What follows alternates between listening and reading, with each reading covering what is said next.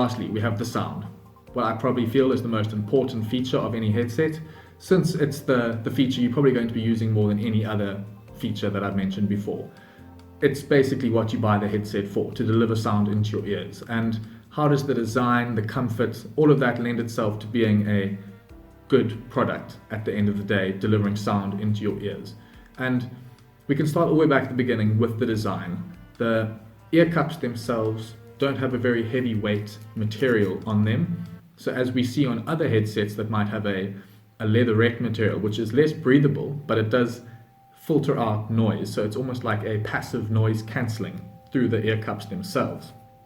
You don't know that that's necessarily a feature you want until you have a headset like this that has basically none. These are very breathable headsets, but they don't filter out any ambient noise. So it feels like almost the overall sound of the headset is a little bit softer than other headsets out there. Even if they're the same volume, it just feels like, since you're getting the ambient noise as well as the noise through here, it's kind of mixing together and you're not getting as loud or as clear of a product, of a sound delivered to your ears at the end of the day. With that being said, the actual sound that you will get is certainly adequate. It's not a amazing adjustable headset, since it just has the overall volume, but when it is at max volume, it certainly is loud enough that you don't necessarily feel like you want to have a little bit more. Without the noise cancelling, you feel like you might want a tiny little bit extra, but that's just personal preference. You can also obviously adjust the audio settings that you might have within your games to make it a little bit louder if you do want that.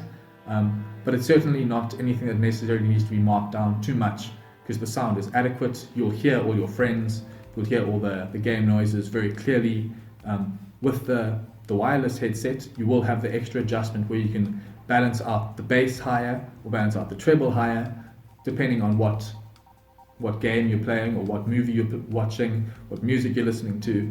You can adjust that to maybe find a better setting than just the default headset. So there is obviously the extra functionality of the wireless compared to the wired, but that does come with the slight extra cost. The one thing I would have liked to have seen is maybe a few more settings on the wireless headset Equalizer. It just has the two, with bass being high and treble being high, one or the other. We see on Turtle Beach apps you can have custom settings, you can make any number of settings depending on games or movies that you're playing or watching, or even listening to music.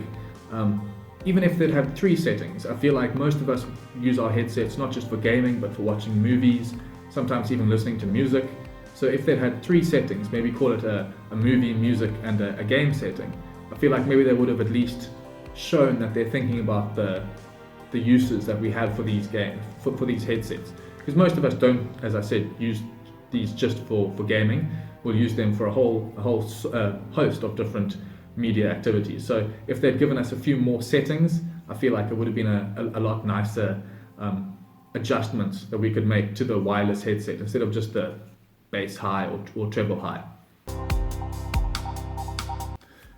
But overall, like I said, these are entry-level headsets. I've said it many times before.